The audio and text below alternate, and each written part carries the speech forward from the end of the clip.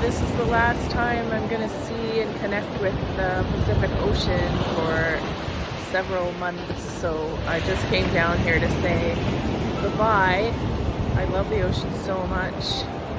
I try to visit her whenever possible, and I've just spent the last several days enjoying a very long moment with her on my right side as I've come down the coast. And so I'm bidding her farewell right now.